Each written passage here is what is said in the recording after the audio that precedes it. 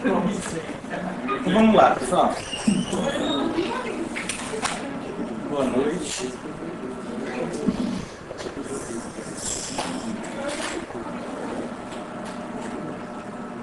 Espera só um pouquinho que eu vou.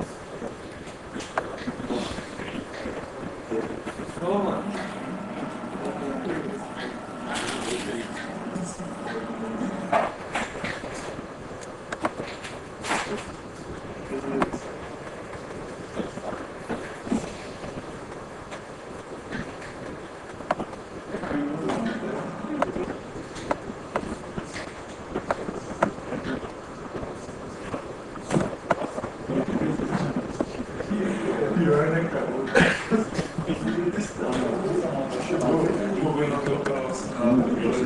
Então vamos lá? Então na aula passada vocês tinham o exercício para fazer, né, de continuidade do JDBC. Beleza? Então só relembrando, a gente já tinha feito duas operações. A operação de inserção, né, de clientes dentro de uma tabela lá no banco de dados, e a gente fez também a exclusão, em que o usuário digitava qual que é o código do cliente e a gente apagava esse cliente lá. Beleza? Então o que vocês tinham que fazer? De fato, apagar era uma das atividades de vocês. Ok? Aí a gente tinha que fazer também a exibição de todos os clientes cadastrados no banco de dados e alterar. Você está olhando com a cara. Não foi isso? Não foi, Foi? tá muito tempo isso aí. Ah, tá, vamos aumentar. Mas era essa atividade, né? Esses três, beleza.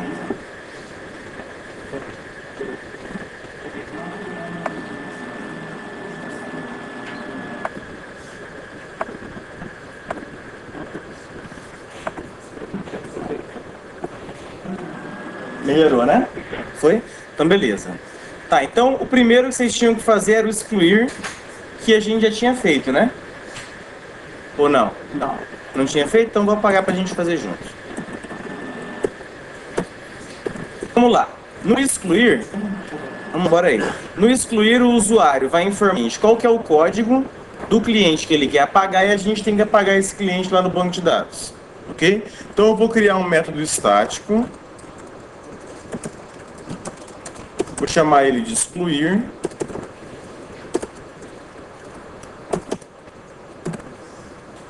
Beleza?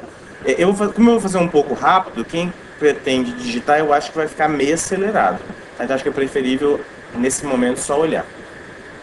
Tá, então aí, o usuário vai informar qual que é o código, né, do cliente que ele quer apagar. Então eu vou criar aqui o scanner.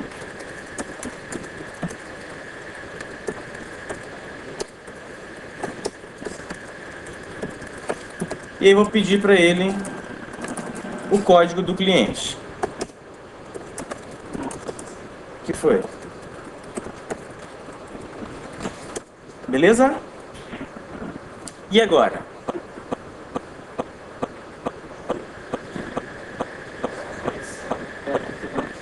Faz a conexão com o banco de dados, beleza. Conexão igual a driver manager.get connection. Vou pular a linha só para vocês enxergarem.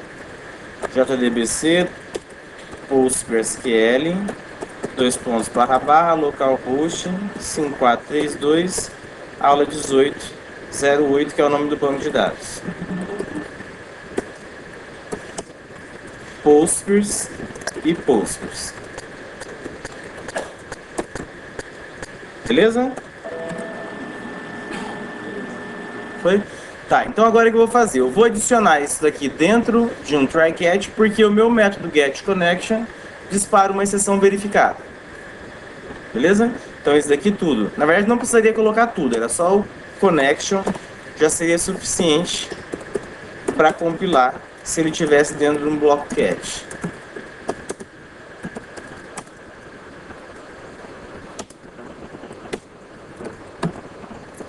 Erro ao excluir cliente.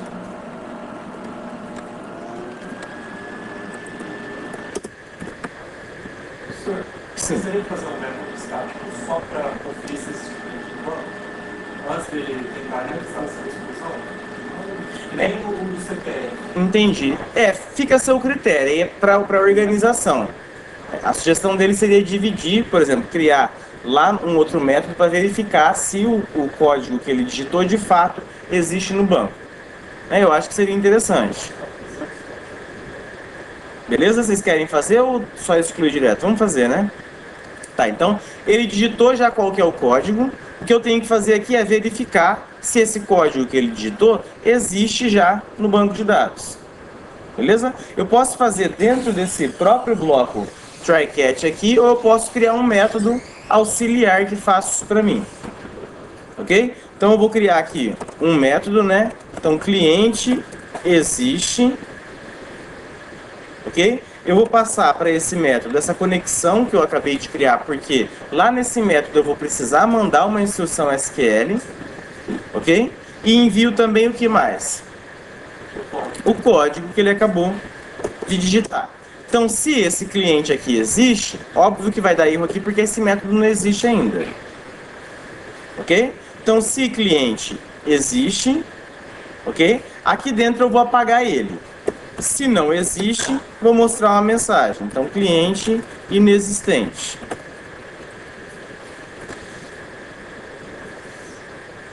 Ok? Dúvida do que foi feito até aqui? Não?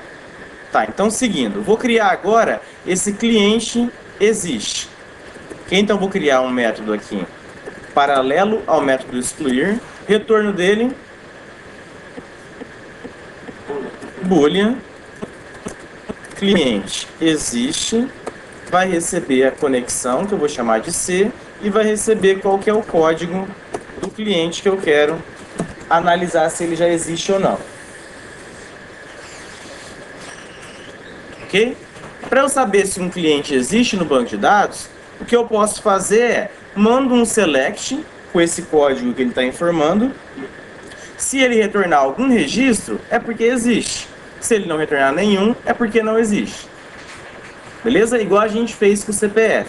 Então aqui eu vou colocar string SQL igual select asterisco from cliente, né? Where código igual interrogação. Ou poderia ser, nesse caso, o próprio código. Aqui a gente não teria preocupação de injeção SQL, porque o parâmetro já veio para a gente na forma de um inteiro. Então não tem como ele inserir alguma outra informação por meio desse inteiro. Ok? Mas só por uma questão de boa prática, vamos fazer com parâmetro. Então aí eu vou pedir para ele preparar. Vou chamar isso aqui de preparado. Então vai ser c.prepare statement SQL. Beleza? Vou pular a linha só para enxergar.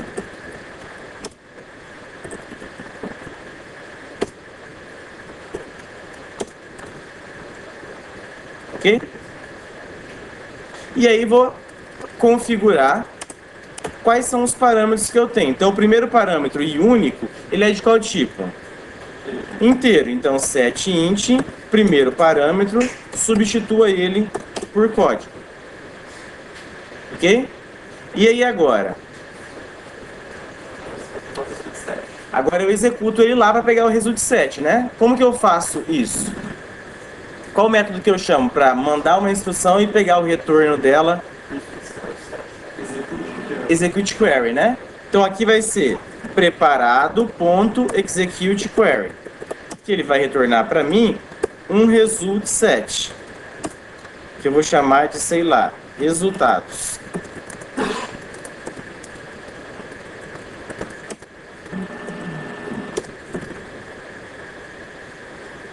Beleza? E aí agora? Você pode retornar só um match. Returne o quê? Resultados.next. Beleza? O porquê do erro vocês sabem, né? É ou try-catch ou, nesse caso aqui, throws SQL exception. Beleza? Tá, então ele vai voltar para cá, ó, no excluir. Se cliente existe, agora eu vou tentar apagar ele. De fato, tentar não, vou apagar. E aqui eu vou mostrar que o cliente não existe. Beleza? Então aqui vai ser bem similar. Vou criar um SQL que vai ser delete from cliente where código igual, beleza? Interrogação.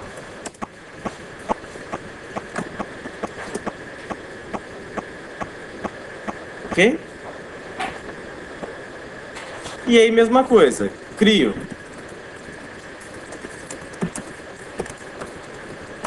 a instrução preparada com base nesse SQL.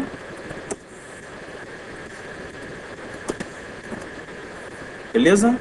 Vou configurar o parâmetro com o código que ele informou. E agora? Peço para executar. Agora não é query, né? Agora é só execute. Porque a gente não vai buscar consulta nenhuma, a gente só vai mandar uma instrução. Ok? E aí só uma mensagem de cliente apagado ou excluído. Beleza? Vamos testar então. Lá na main eu vou chamar pelo excluir.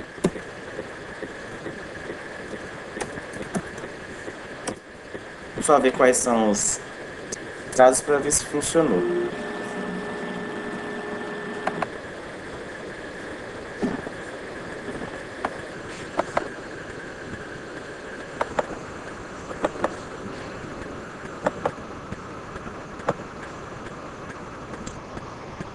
Então, ó, tenho 10 aqui que é o Manuel. Vou apagar esse perdeu aqui.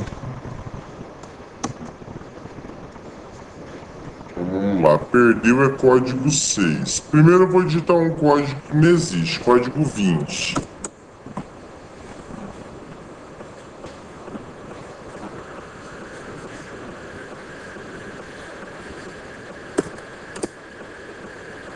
Beleza, cliente inexistente, tá certo.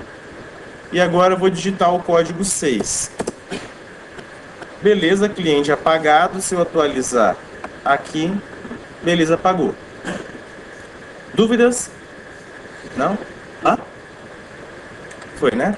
Tá. Então, seguindo, o primeiro a gente já fez. O segundo, exibir os nomes de todos os clientes cadastrados. Esse é tranquilo, né? Então, vou criar aqui um exibir todos. Public static void exibir todos. Ok? Como eu sei que eu vou executar, vou abrir uma conexão e ela dispara a exceção verificada, já vou colocar tudo dentro de um bloco try catch.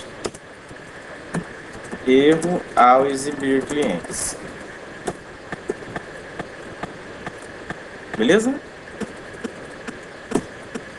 Vocês lembram por que desse print stack trace aqui, né? Hã? Para mostrar a pilha de chamadas, né? Caso aconteça algum erro, para te ajudar a descobrir por que esse erro foi disparado. Ok? Mas se você terminou seu código, não tem mais por que fazer depuração nele, não precisa manter mais isso daqui. Ok? Tá, então aí, vou criar a conexão, vou roubar aqui o código aqui de baixo.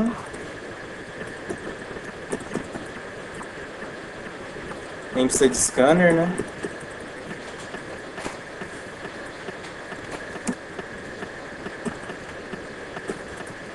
Poderia criar um método para pegar a conexão? Poderia, sem problema nenhum. Fica a seu critério. Ok? E agora eu crio a instrução SQL, a consulta SQL, que vai trazer todos os clientes de lá. Beleza? Então, string SQL, select asterisco, from cliente. Beleza? E aí? Prepara, né? Então, prepared statement. Anitta. Então, conexão, ponto. Prepare statement. Beleza. Vamos lá. Set PS execute. Mas não precisa configurar parâmetro aqui?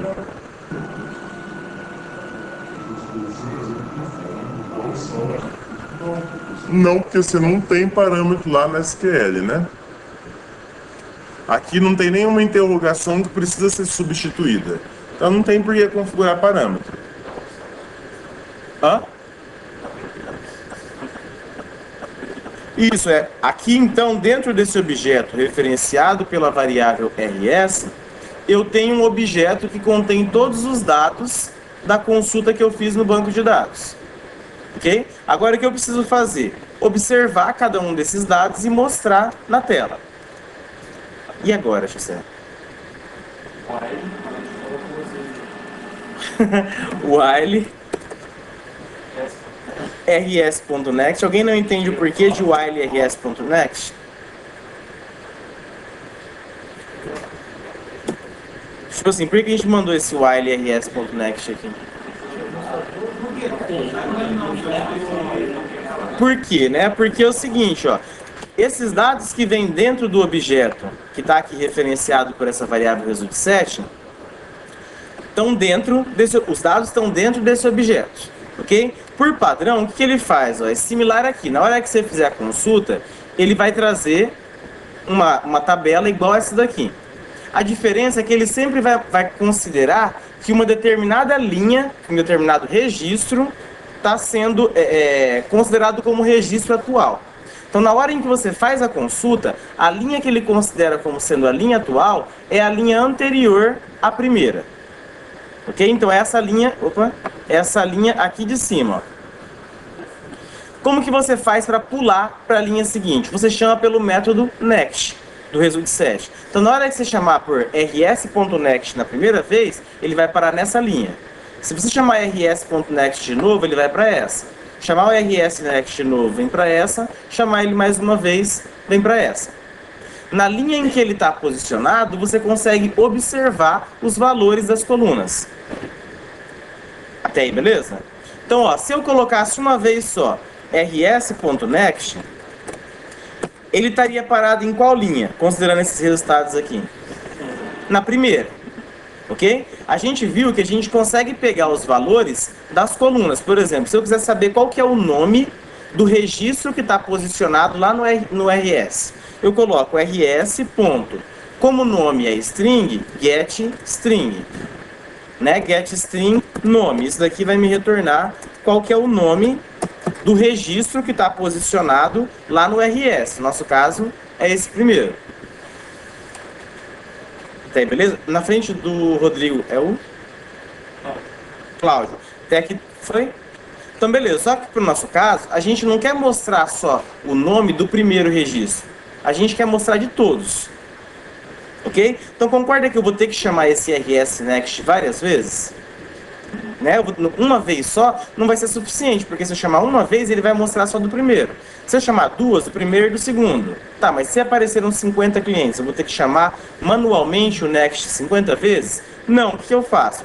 Eu coloco ele dentro de uma estrutura de repetição. E aí eu uso outra informação. Esse método next, ele é uma função que retorna um booleano. Qual que vai ser o retorno dele? Se na linha em que ele parou existe um registro, ele vai retornar verdadeiro. Se não existe, ele vai retornar falso. Então aqui, parou nessa linha aqui, retornou verdadeiro. Veio para essa verdadeiro, para essa verdadeiro, para essa daqui falso. Então na hora que o método next começar a informar falso, é porque acabaram os registros lá no meu rs. Beleza? Então por isso que a gente vai colocar, ó, enquanto o método next estiver retornando verdadeiro, mostra, na verdade aqui pega o nome, né? Aqui dá para mostrar direto. Então mostra o nome, mostra o telefone, mostrar tudo, né? Código, nome, telefone e CPF. Então aqui vai ser inteiro. Código, nome, telefone e CPF. Vou pular uma linha entre cada registro. Beleza? Foi? Então agora aqui exibir todos Beleza, mostrou aqui os dados de todos, né? Desde aqui que a gente tentou fazer uma injeção SQL, do segundo e do Manuel, que é o último. Beleza? Foi? E a última operação, que era o alterar. Vamos lá, o usuário vai digitar qual que é o código também. Aqui eu acho mais pertinente ele digitar qual que é o CPF, né? Porque a gente já está verificando se o CPF é único, né? Então eu vou pedir para ele digitar o CPF e em seguida ele vai alterar os dados dessa pessoa. Ok? Então vamos lá. Então alterar. Então primeira coisa que ele vai fazer, eu vou pedir para ele qual que é o CPF do cliente que ele quer alterar. Então CPF do cliente. Não vou estender muitas mensagens porque senão não vai caber na tela. Então CPF, vou criar o leitor.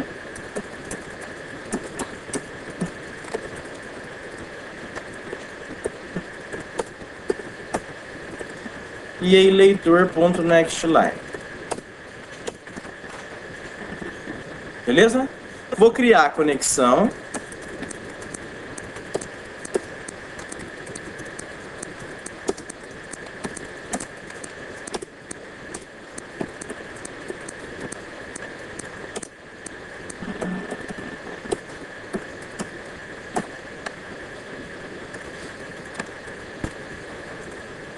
Quando a sua conexão for na sua máquina local, você pode abreviar toda aquela string, a sua URL sua, acrescentando só o nome do banco aqui, aula 1808. Isso aqui é um atalho para você colocar localhost 5432/aula 08. Beleza? No MySQL também.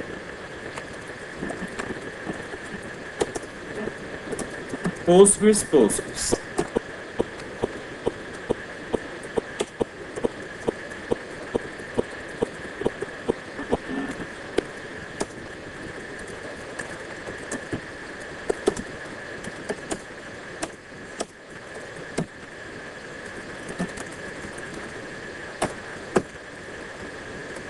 Ok? Beleza? Tá, a gente já tem um método que verifica se o CPF existe ou não, né? Vou reutilizar ele. Então, se CPF já existe, passando a conexão e o CPF, ótimo, aqui dentro eu vou fazer a alteração. Se não, cliente inexistente.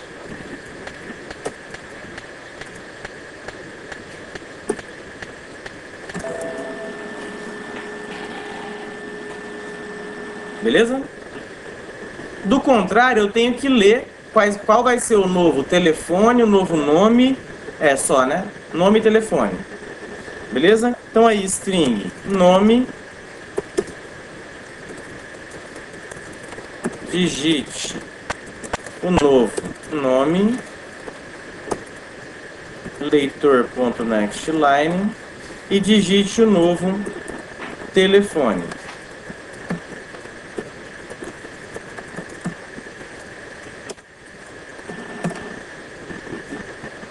Ok? E agora monto o SQL correspondente. Update cliente, set nome igual a interrogação, vírgula, telefone igual a interrogação, where CPF igual a interrogação. Lá, linha.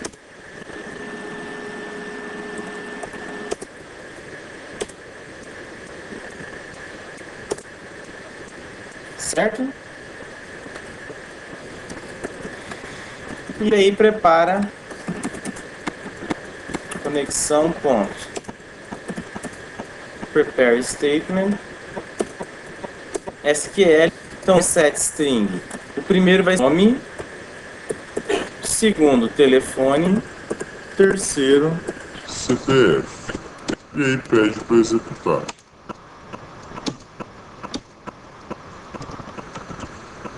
Cliente alterado.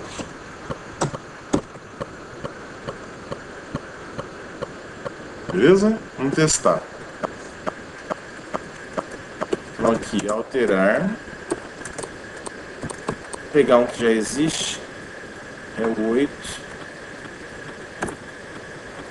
O 8 tem CPF 5. Vou digitar primeiro o CPF que não existe, 9. Beleza, cliente inexistente. 9 agora 5. O que eu fiz aqui?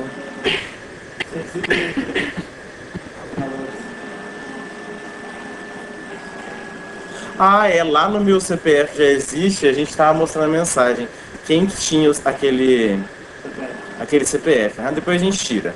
Então digite um novo nome, vai ser Ana. Beleza? Um novo telefone. De mal, né? Beleza, tá aqui a Ana 666. Beleza?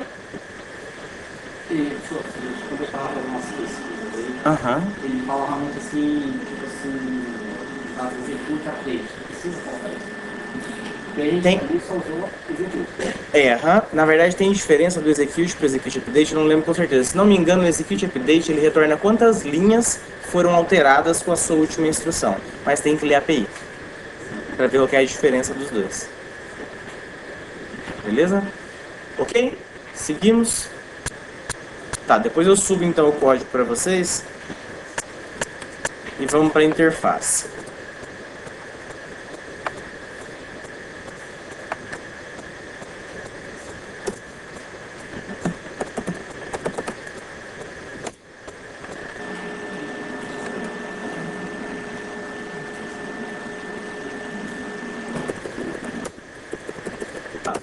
Interface gráfica, não tem nada da interface Java que a gente tinha visto, tá? Interface gráfica Que é a parte visual de como que a gente vai mostrar o sistema para o cliente, ok?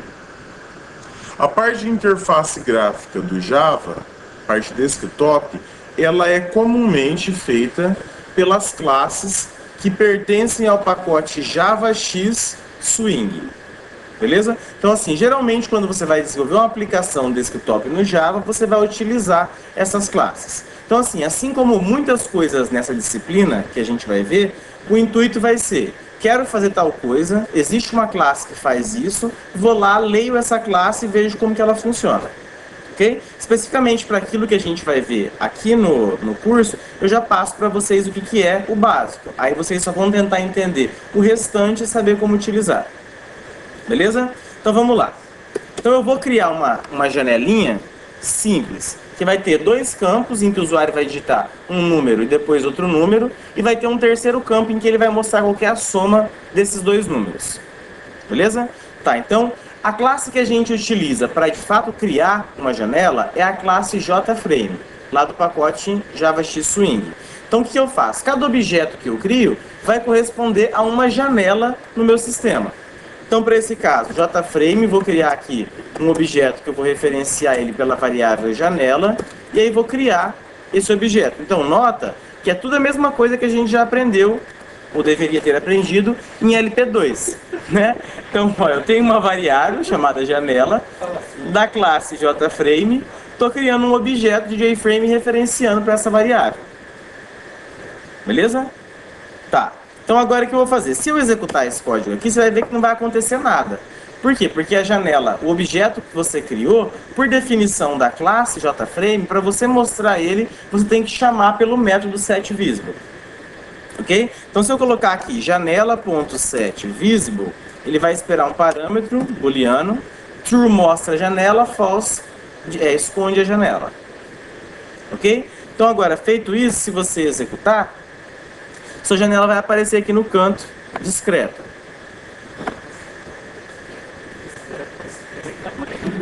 Não, mas aí é isso que a gente vai fazer. Tipo, agora, quero aumentar o tamanho. A gente vai encontrar qual que é o método correspondente que faz isso. Beleza? Isso. Até aqui tranquilo? Só para eu saber, para ver qual vai ser o ritmo, tem alguém copiando? Não? Tá. Tá copiando? Tá, beleza. Não, só para saber quem tá copiando, para eu saber se eu posso continuar. Então vamos lá, ó. Se você perceber, na hora em que você executar um código, ó, se eu pegar, por exemplo, aqui esse código, comentar, mostrar uma mensagem, tipo, teste. e executar. Ó, nota que ele mostra que está executando e para na hora que conclui todas as linhas do código. Beleza? Na hora em que eu volto esse código da janela e peço para ele executar, beleza. Hã? Ó, pode ver que ele está aqui a janela, né? Executou. Isso daqui não parou ainda, não sumiu. E aí que a gente supõe que na hora que eu fechar a janela, que ele vai sumir, né? Só que aí você olha lá que ele não some. Ele fica lá parado, falando que o negócio está executando. Por que vocês supõem que isso aconteça? Não, não é um bug. Será que é que nem a conexão, já que você colocou para ver se tem que fechar depois ou não? É mais ou menos, faz sentido, mas não é bem isso. Então, ó, o que é? Você poderia assumir, por exemplo, que o seu código está parado nessa linha, que na hora que você fechar a janela, ele iria seguir, por exemplo. Esse não é o caso, porque, ó, se eu fechar aqui e pedir para executar de volta, você nota que mesmo a janela não tendo sido fechada ainda, essa linha que mostra o teste, ó, essa linha aqui que está depois da exibição da janela, ela já foi executada também. Ou seja, a sua main foi executada integralmente. Beleza? Então assim, poderia ser isso. Ó, eu estou parado com a minha execução aqui, por isso que ele não encerrou. Mas não é esse o caso. Então o que é o caso quando a gente utiliza o JFrame? Vocês lembram, ouviram conceito de processo em sistemas operacionais? Mais ou menos. Então é assim, ó. Faz tempo, mas é só relembrar por cima o que é. Dentro do meu programa, eu posso ter vários processos que eu vou abrir nele. Então, por exemplo, estou lá no meu programa de RH, eu quero gerar folha de pagamento. Eu inicio um processo para ele e continuo fazendo as minhas outras coisas dentro do sistema. Então, aquele processo está responsável por fazer só aquilo dali. Ok? O conceito de processo e o conceito de thread, escreve assim, thread, é muito próximo, tá? Você pode até entender como sendo a mesma coisa. No Java, o que ele entende? Ele entende que a JVM pode ser encerrada. Lembra que é JVM, né? É o cara que executa todos os seus códigos. Ele entende que a JVM pode ser encerrada quando todas as threads iniciadas já tiverem completado toda a sua execução. Na hora em que você chama pelo método setVisible, internamente o que ele faz? Ele inicia um novo processo. Esse processo vai ficar responsável só por cuidar daquela sua janela. Então, para cuidar, o botão, na hora que ele for clicado, que ele tem aquela aparência de afundando, na hora que você fechar a janela para ter um comportamento, então cada janela tem um processo separado. E na hora que você clica no fechar, ele não encerra esse processo automaticamente, se você não pedir isso. Ok? Então, enquanto todos os processos não forem encerrados, a JVM não vai ser encerrada. Então, é por isso que ele fica ali esperando. Como que eu faço para sinalizar para essa janela que na hora que ela for fechada, eu tenho que encerrar também a minha JVM? Eu vou lá e configuro ela com um método chamado setDefaultCloseOperation, que significa o quê? Configura qual vai ser a minha ação padrão na hora que a janela for fechada. Ok? Então o que eu posso falar para ela? Ó, eu posso vir aqui, ele está esperando um valor inteiro. Então vai ter um valor que vai significar assim, ó, não faz nada, fechou a janela, fica na sua. Vai ter um outro que vai falar assim, ó, se fechou a janela, encerra a JVM. Então se eu colocar 2, por exemplo, vai ser alguma coisa. Se eu colocar 7, vai ser outra. Para você não ter que ficar memorizando todos os tipos que existem com o seu número correspondente, você pode utilizar uma variável estática da classe JFrame que tem o número correspondente a cada uma dessas operações. A operação que você utiliza para sinalizar que quando a janela for fechada, a JVM também tem que ser fechada é a variável estática lá de JFrame exitOnClose. Tá? Então, por isso que a gente coloca, não é porque é uma palavra reservada. Não, eu estou usando JFrame por quê? Porque é o nome da minha classe. Quando eu coloco o nome da minha classe ponto alguma coisa, eu estou acessando alguma variável ou método estático. Né? Então, aqui eu estou acessando uma variável inteira chamada exitOnClose que tem um número correspondente a essa operação. Então, agora se você executar de volta e fechar, ela vai esperar um pouquinho, mas vai encerrar a JVM. Dúvida? É assim, ó. É uma constante, mas é que a gente não viu. Acho que vocês também não viram o conceito de constante. Mas dentro da classe JFrame, tem uma declaração assim, ó, public static int exit on close. Esse exit on close recebeu um valor específico. Isso é para quê? Para você não ter que ficar memorizando. Exit on close, se não me engano, é 3. Tá? Mas só para você não ter que ficar lembrando, ah não, exit on close é 3, nada é 0. Então você usa o nome da variável como atalho. Usar direto ou usar... pouquíssima diferença. É mais assim, uma questão de viabilidade para na hora de você codificar, você não ter que ficar memorizando. É óbvio que o processo dele vir na outra classe vai ter um custinho a mais, mas é algo irrelevante. Ok? Então, beleza. Seguindo. Até aqui tranquilo? Foi? Tá, então agora vai ser também o uso de método para resolver problema. Eu acho que essa janela está muito pequena na hora em que ela é aberta. Vou descobrir qual que é o método que define isso. Como que você faria se você não soubesse? É a primeira vez que você está utilizando a JFrame. Hã? Vai nos sites para descobrir. Mas assim, uma referência que eu acho mais confiável para você é sempre olhar a API da classe. Lembra que é a API, né? É o lugar lá do Java onde fica a documentação das classes que ele te fornece. Então lá é muito provável que você vai encontrar, só que está em inglês, vai ter que dar uma... E vai ter todos os métodos que essa classe fornece. Ok? O método para aumentar... ou você pega os outros sites aí. Ok? Mas é que a referência mais confiável é a API. Então, janela ponto. O método que a gente vai utilizar para aumentar o tamanho é o setSize. Então, o setSize tem uma sobrecarga dele, a gente vai utilizar essa de baixo. Você define qual que é a largura e qual que é a altura em pixels que você quer que a sua janela tenha. Ok? Então, por exemplo, sei lá, quero uma janela de 300 por 150. Beleza? Na hora que você executar, você já vai ver que ela já vai iniciar com um tamanho um pouquinho maior. Beleza? setSize. Size. O location que você coloca para onde ele vai vir na tela? Isso, para definir aonde que você quer que ela inicie. Então, por exemplo, quero que ela comece centralizada já na tela. Eu vou ir comentando aqui. Então, alterar tamanho da janela. Exibir. É interessante mostrar a janela depois que ela está pronta.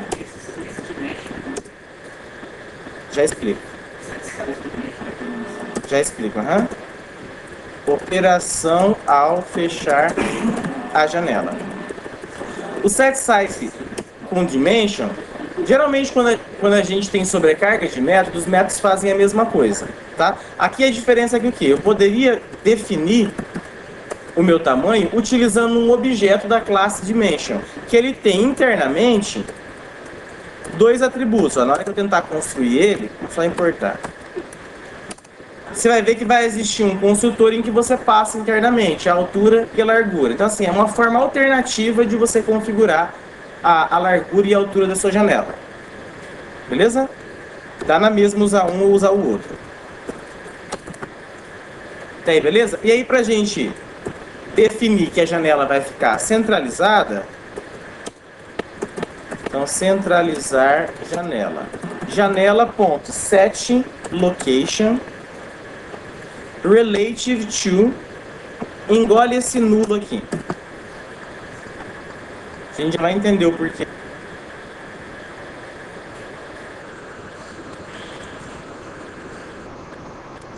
Beleza, e a janela centralizou.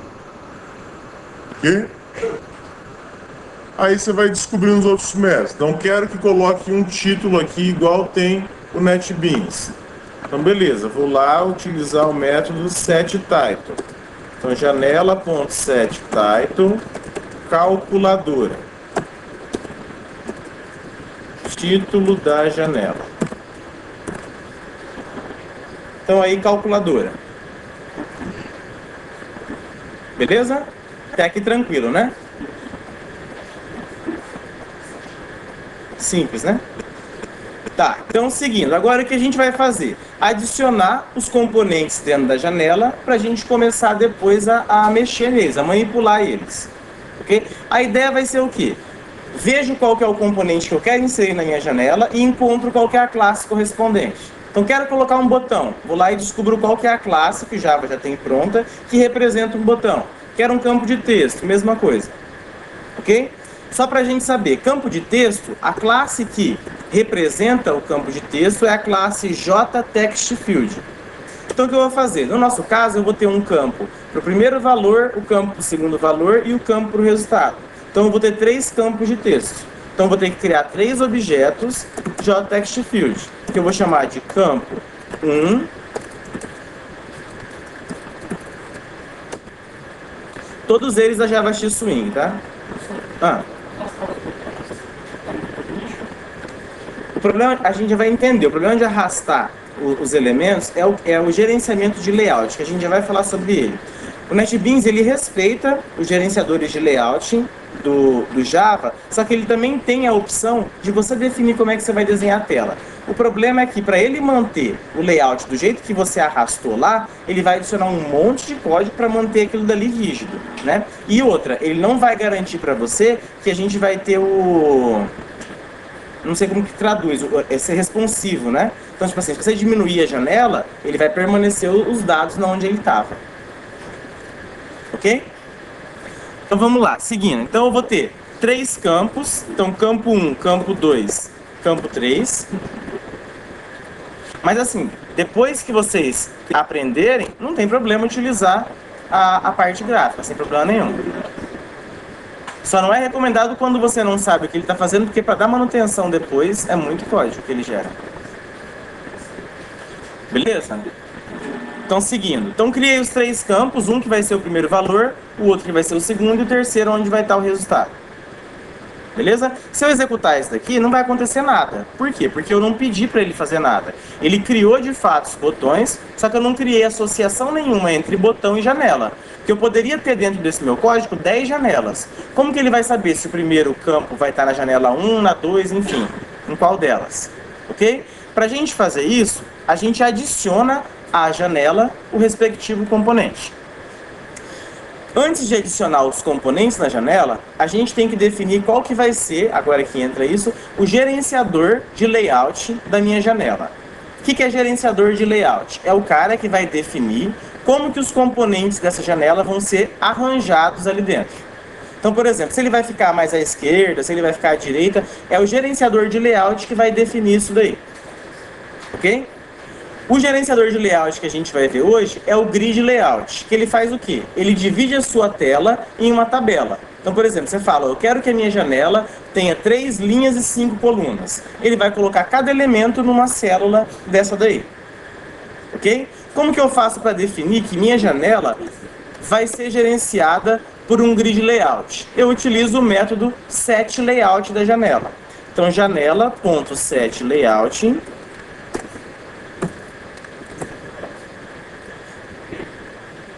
Por enquanto ainda não, porque a gente não digitou, mas vai precisar. Ok? Então, ó, se eu observar a assinatura desse método setLayout, sai no tempo dele.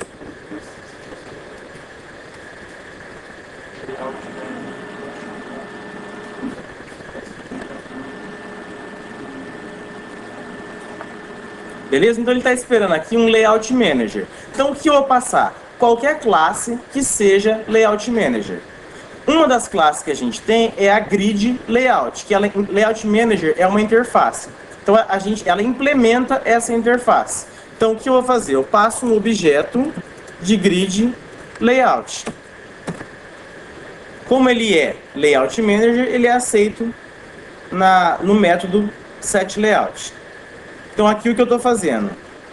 Definindo que a janela vai ser organizada como uma tabela. Ok? Como que eu faço para definir quantas linhas e colunas ela vai ter? O construtor da grid layout, um dos construtores, recebe exatamente isso. O número de linhas seguido do número de colunas. Então, para o nosso caso, como eu tenho valor 1 campo, valor 2 campo, resultado campo, e depois embaixo dois botões, calcular e sair, eu vou ter 4 linhas, né, por 2 colunas. Então aqui eu coloco 4,2. Mas só relembrando, isso daqui é o quê? Estou chamando o construtor de grid layout, existe um construtor lá que recebe 2 números inteiros. Ok? Uma tabela com 4 linhas e 2 colunas. Beleza?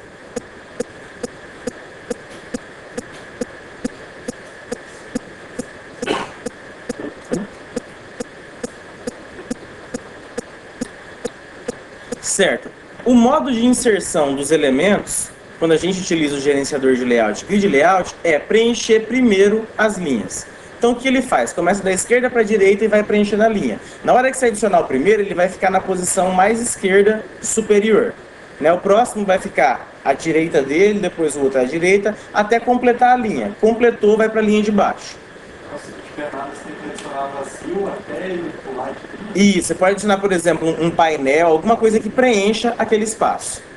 Beleza? No nosso caso, o que eu vou fazer? Eu vou colocar um texto fixo, né? Tipo, valor 1, aí campo. Beleza? A classe que representa valor fixo é a classe JLabel. Então eu vou criar um objeto para cada um desses campos. Então JLabel, rótulo 1, rótulo 2 e rótulo 3.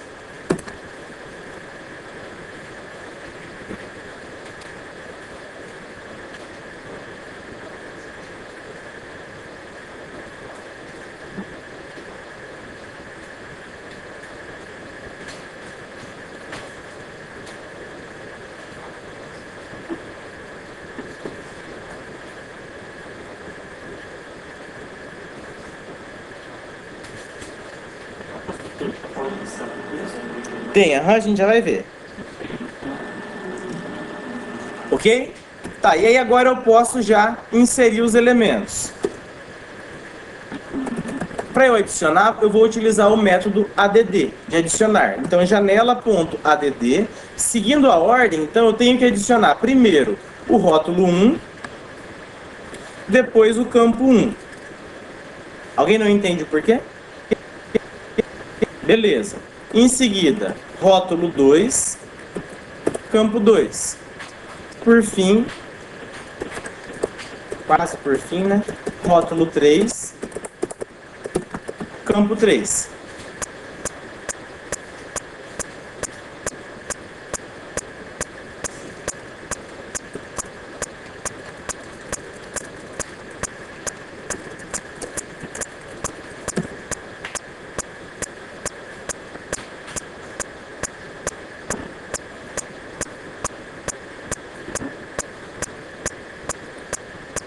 Ok?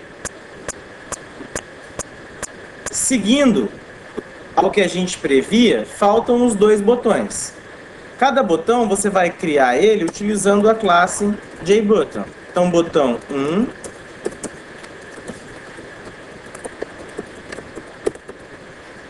e o 2.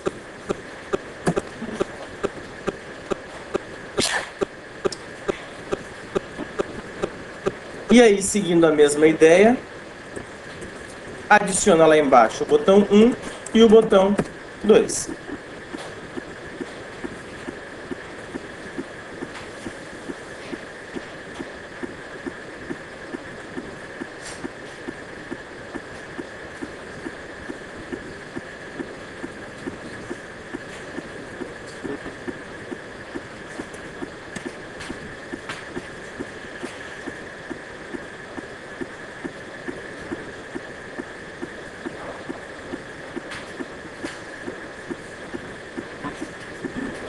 Ok? Aí se você executar, já está assim, com uma cara menos feia.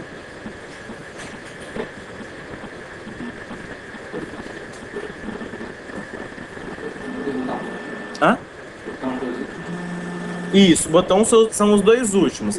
É que eles não têm nada porque a gente não colocou texto nenhum, nem para os botões, né? E nem para os rótulos. Ok? Então, para eu definir os rótulos, tanto para o botão quanto para os próprios rótulos, eu posso chamar pelo método setText dele ou passar o texto correspondente aqui no construtor. Então, aqui vai ser resultado valor 2, né? E valor 1. E no botão calcular, fechar.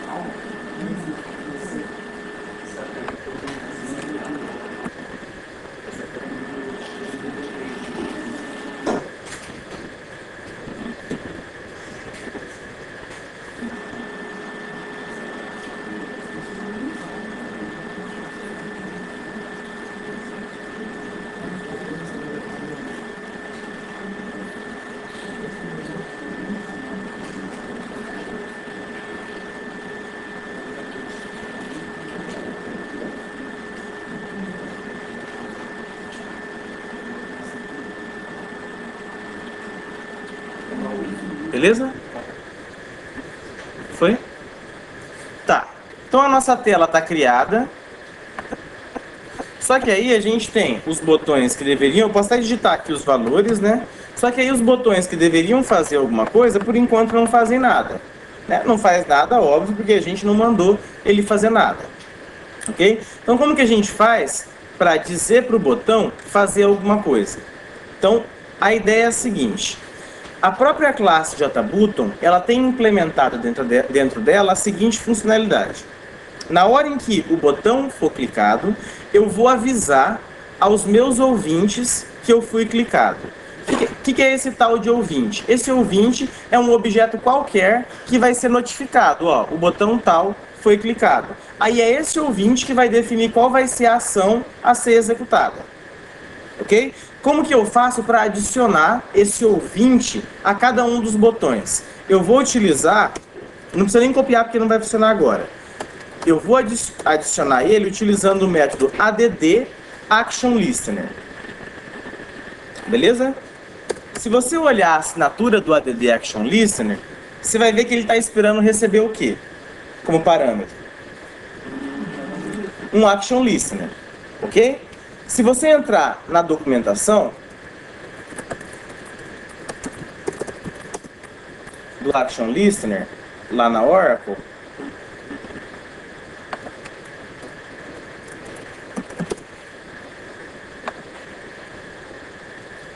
você vai ver que ele é pass. Beleza? Eu vou ter que passar algum objeto que é Action Listener. O que vocês supõem que a gente tem que fazer para passar esse objeto aqui? Criar ele aqui, tipo New Action Listener?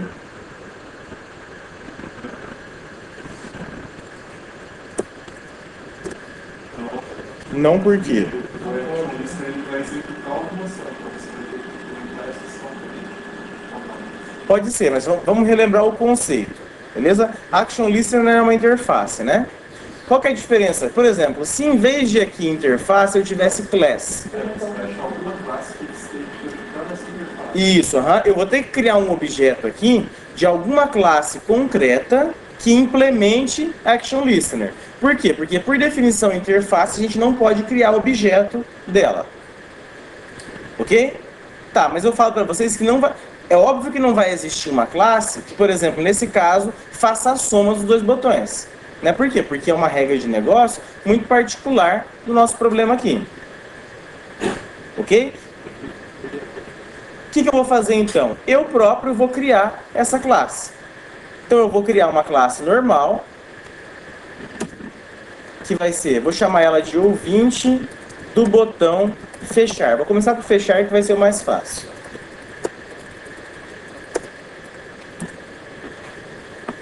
Do botão fechar.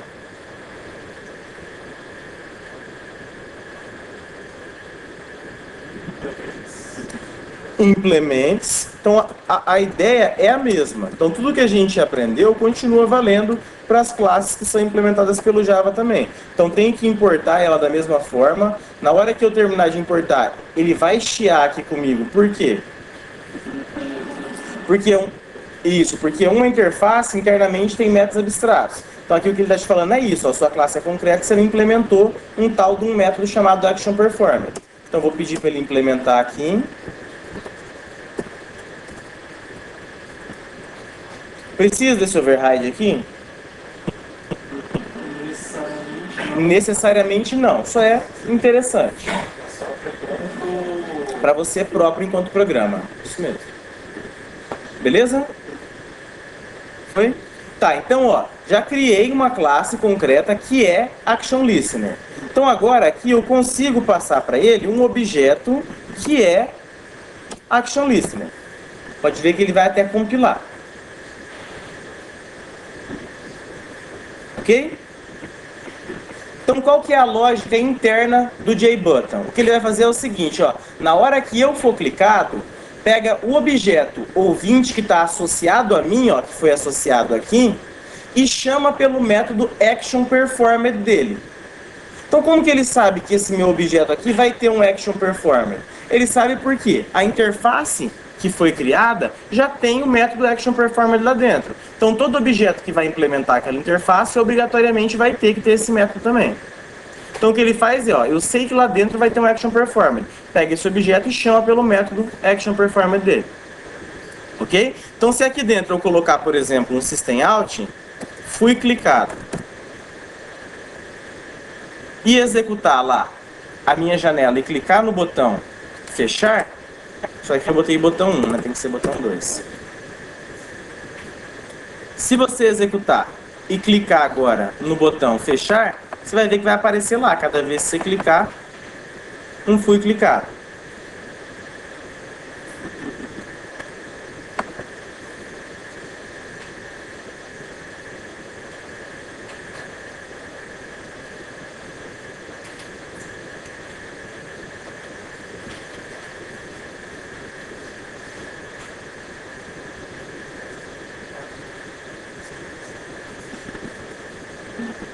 Ok? Foi? Só destacando, ó, mais uma vez. Não é nesse momento em que o objeto é criado que o nosso método ActionPerformer vai ser executado. Aqui a única coisa que eu estou fazendo é criar o objeto e falar para o botão. Botão, quem está te escutando é esse cara aqui. Na hora que você for clicado, avisa ele. Então se eu executar isso daqui e nem clicar no botão, você nota que o fui clicado nem vai aparecer aqui. Beleza? Então ele vai ser executado posteriormente. Então tá, só que o que eu quero aqui, na hora que ele clicar no fechar, não é que apareça fui clicado, né? O usuário vai querer de fato que ele feche o sistema. Beleza? O comando que a gente utiliza para encerrar a JVM é o system exit, passando como parâmetro 0. Então esse é o comando que a gente utiliza para sinalizar a JVM que ela deve ser encerrada. Então, o que é exit? Exit é um método estático que está dentro da classe System, que não foi importada porque está dentro de JavaLang.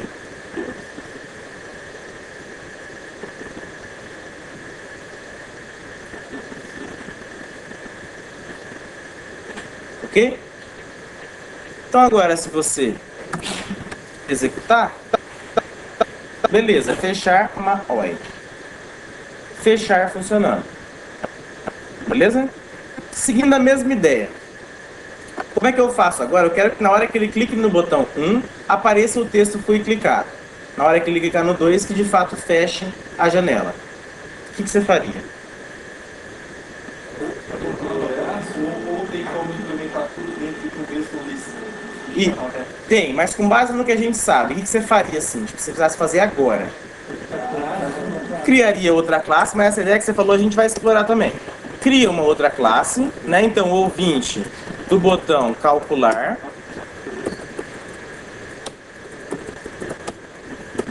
Que vai ser também implementação de ActionListener, porque senão ele não vai nem passar lá no método... Opa!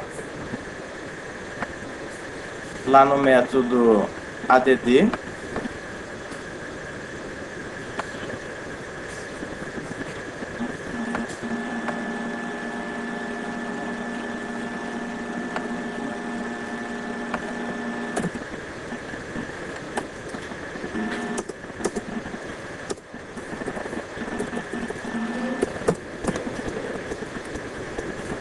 Beleza? E aqui dentro, fui clicar.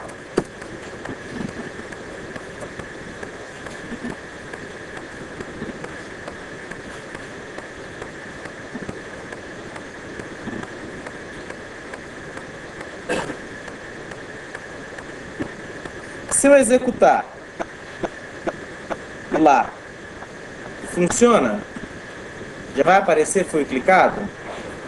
Não, por quê? Porque lá na minha classe, em que eu estou adicionando o botão, eu não disse pro meu botão quem é que está escutando a ação dele. Então eu vou ter que vir aqui e falar, ó, botão 1, quem está escutando os seus cliques é esse objeto aqui.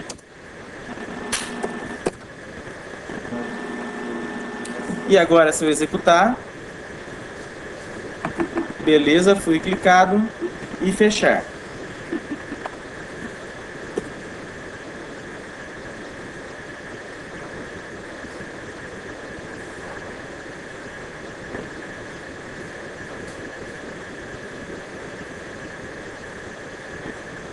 Beleza?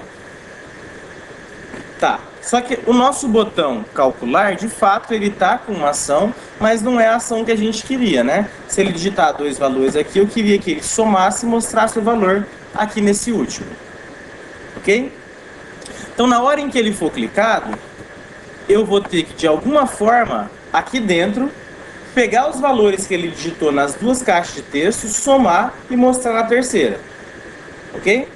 As minhas caixas de texto, elas estão referenciadas por quais variáveis?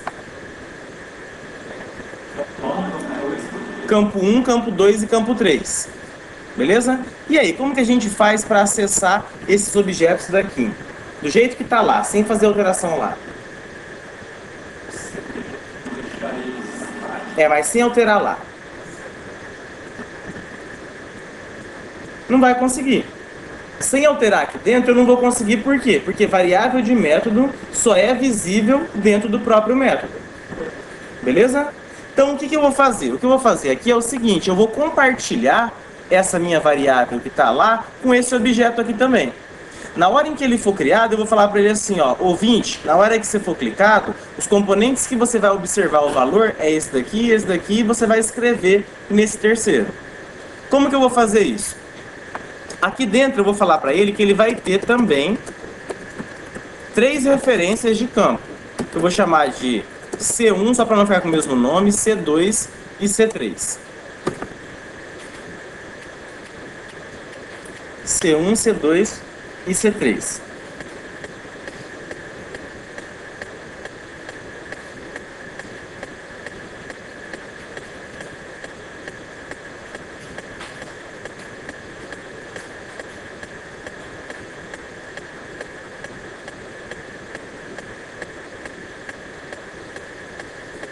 Beleza?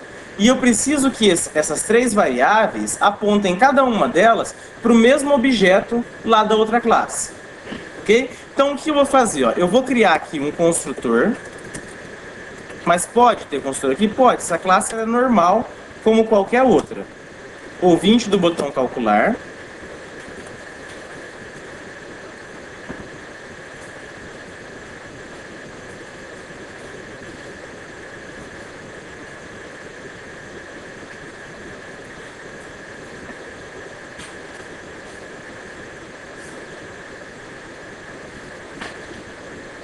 Beleza? E aqui eu vou passar para ele, vou falar, ó, você vai receber aqui C1, C2, C3. E você vai guardar os valores dessas variáveis em C1, C2 e C3.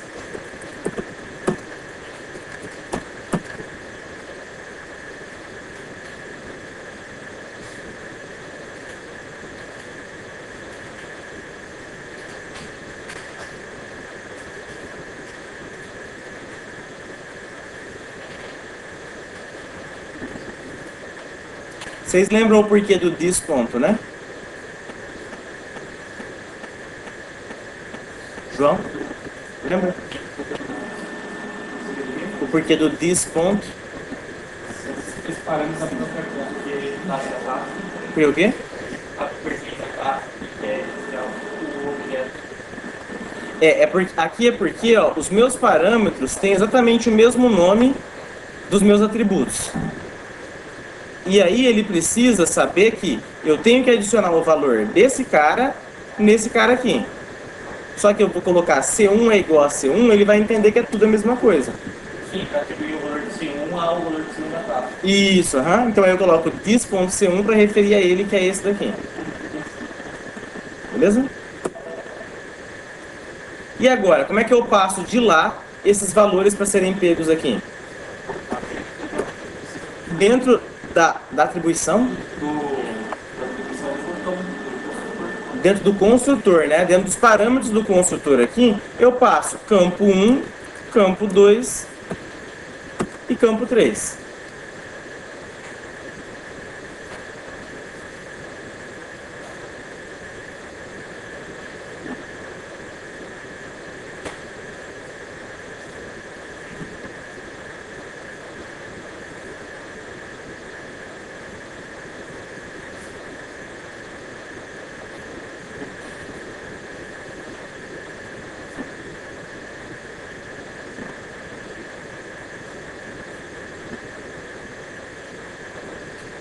Ok?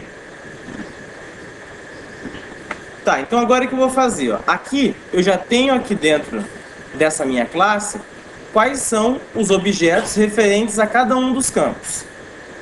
Ok? Para eu pegar qual que é o texto que foi digitado dentro de um campo, eu chamo pelo método de instância getText do respectivo objeto.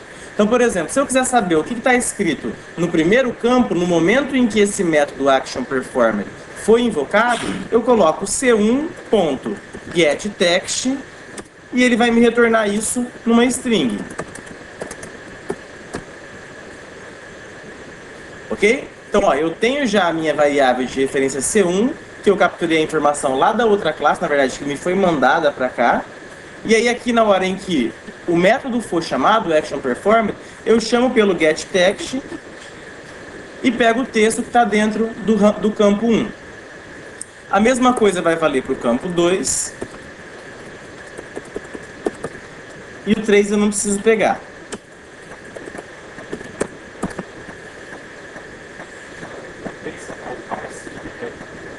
Pode ser. Então, ó, aqui eu estou pegando ele como sendo string. Só que, na verdade, o que eu quero fazer é somar os dois, pegar o resultado e colocar no terceiro campo. Como que eu faço para somar parse int, né? Então, integer ponto parse int texto 1. E a mesma coisa para o texto 2. Somo os dois.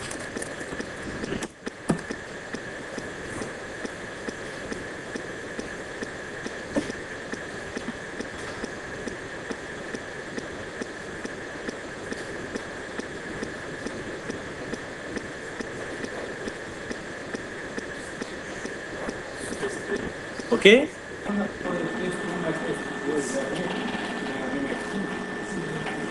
Aqui dentro, se você colocar texto 1 mais texto 2 aqui dentro, o que ele vai fazer? Quando você tem duas strings e você usa o operador de soma, ele concatena as duas strings.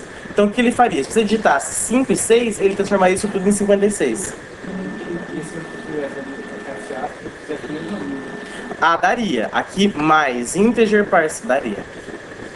Ok? Tá, para eu pegar o texto de um campo eu uso getText. De forma contrária, para eu configurar, vocês sugerem que eu use o quê? setText. Então, c3.setText. E aqui eu passo o resultado. Só que o setText ele vai estar esperando receber uma string. E resultado é um int. Ok? Para eu converter, tem várias possibilidades, né? Uma delas é utilizar o método valueOf da classe string.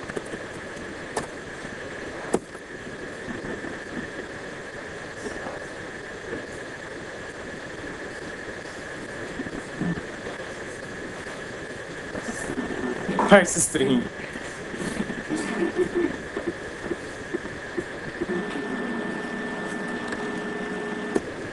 Feito isso, já dá para mostrar para a mãe já. Então, ó, 5, 5, 6, calcular 11.